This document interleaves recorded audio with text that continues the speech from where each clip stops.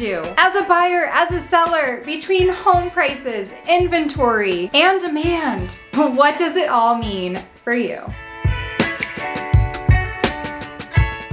Hey guys, it's Linda Barr, your Denver North Realtor, boy mom / MRP certified. Don't forget, I am your military relocation professional. If you guys have been to my channel before, or if you're new here, I love putting out this content for you. I love providing you guys with information and getting it out there so that you as a consumer are properly informed. But you should also know that I would really love to help you with your real estate needs, whether you're looking to buy, whether you're looking to sell, if you are having to relocate, if you are moving in or out of state. I am here and I would love to help you. All the information is in the description box below, and I will actually have it right here on the screen for you as always. All right guys, we are jumping right into this market shift. And if you guys missed it, I just did an entire video all about the stats, what's going on with this bubble that everybody keeps talking about. In my last video, I have it linked right up here, I'm not sure where it pops up. You guys have been watching, or maybe you haven't been watching the real estate market.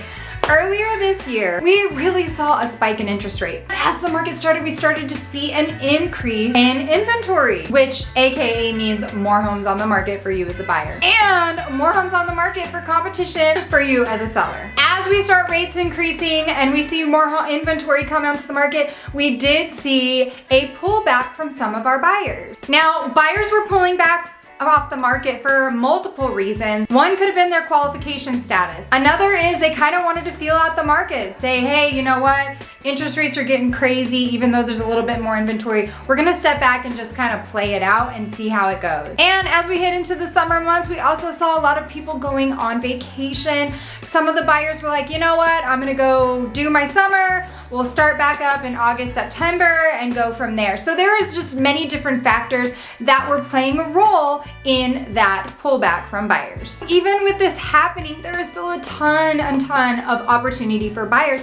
And guess what? Buyers were still buying, and they're still buying now. If you watch that marketing bubble video, you will see that we actually still saw over 1,100 closed properties as of this week. Now, those buyers that are still closing are not having to deal with offering $100,000 over asking price, which is what we saw a few months back. When the market was hot, when inventory was low, and yeah, rates were down, we were seeing such an increase in buyers going after just one property that the over asking, all the amenities, giving sellers everything in the sun so that they could get that property is not happening right now. Those buyers are able to go, I'm gonna go look at this house, I'm gonna go look at that house. It's becoming more of that balanced market and a healthy market. But the buyers can still have the opportunity to not just go, you know what, it's the last one on the market, it's the only one that's available, I'm just gonna really overpay and just go for it. And sellers, hey, it's still a great opportunity for them. You're definitely seeing a little more options and actually a little more time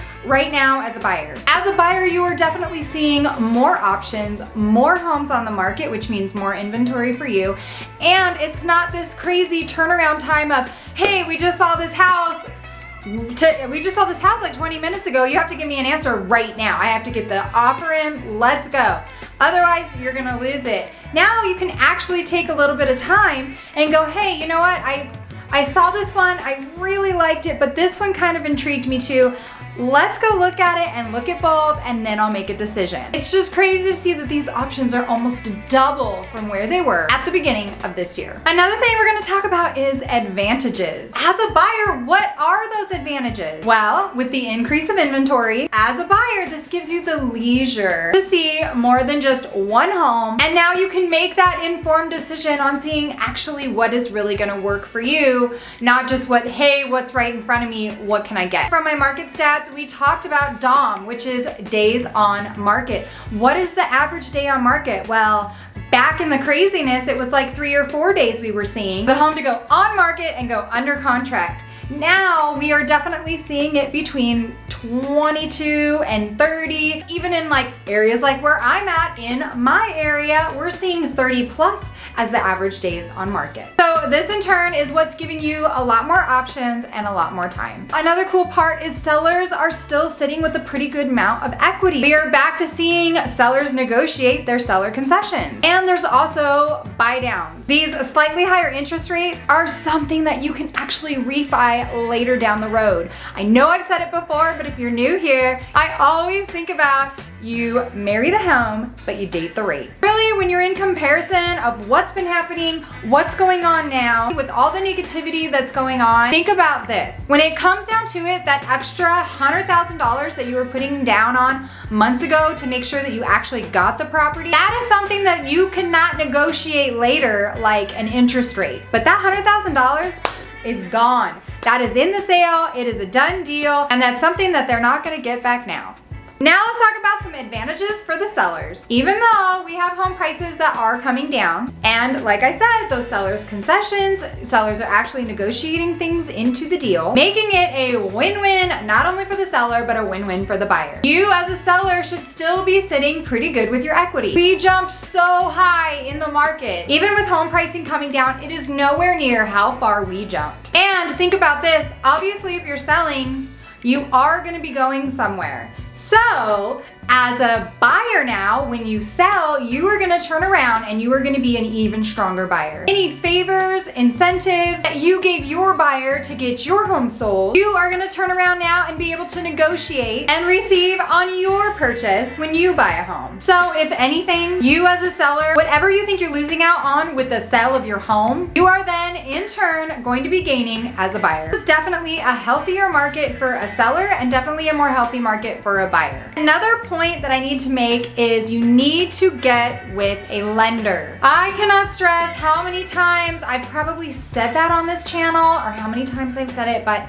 you'd be surprised. I feel like it's that many times that you guys need to hear it so you know, especially if you're a first-time home buyer or you're just watching social media or you're just watching the news, you're not getting all of the information that fits for your situation. But I can't tell you how many people come in and just say, oh my gosh, interest rates are crazy. Did you know back in, was it the 80s? Do your research, Google it. But back in the 80s, rates were sitting at like 13% or more. So we have seen them, rates are always fluctuating just like housing is always fluctuating.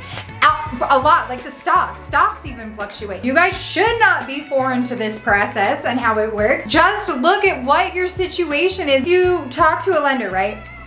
Some lenders and their companies are with will do this and this and this, and they'll have this incentive, this and program, whatever.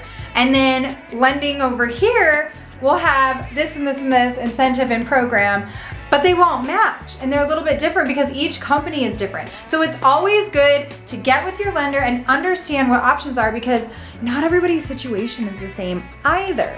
So maybe you're like, oh, well, my credit score is too crappy. I won't even qualify. Well, have you talked to somebody? Because you'd be really surprised at what can get you into a home. Then it's like, oh, well, my debt to income, or I don't make enough, or whatever it is. Just remember at the end of the day, you're gonna have to live somewhere.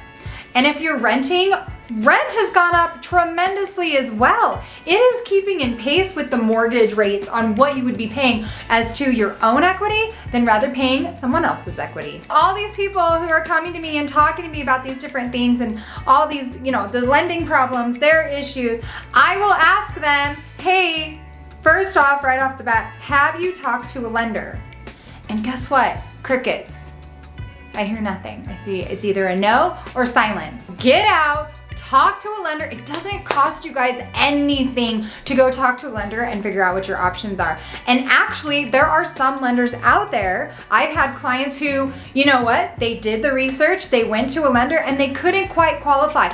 But guess what? That lender had an in-house program that was able to help them get through whatever issue was holding them back. Maybe they were really great over here and they just had to work on a couple things over here. But it was awesome because they were able to, instead of running around and going, oh, I'm just gonna pay off my credit cards and everything will be fine. Guess what?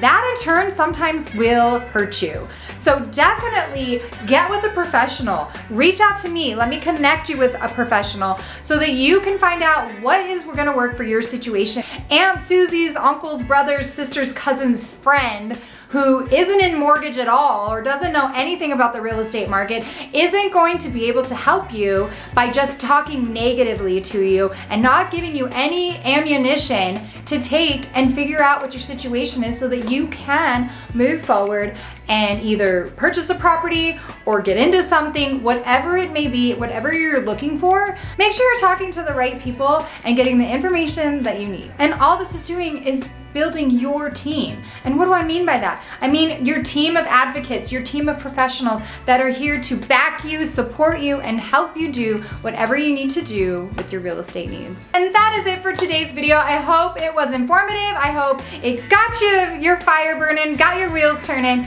and you were able to get a little bit of information about what's going on. There's just so much negativity going on right now with the market. Not having the right information, not having the right people to talk to is one of those factors where you really need to revamp and rethink so that you can make the decision. I can't make the decision for you.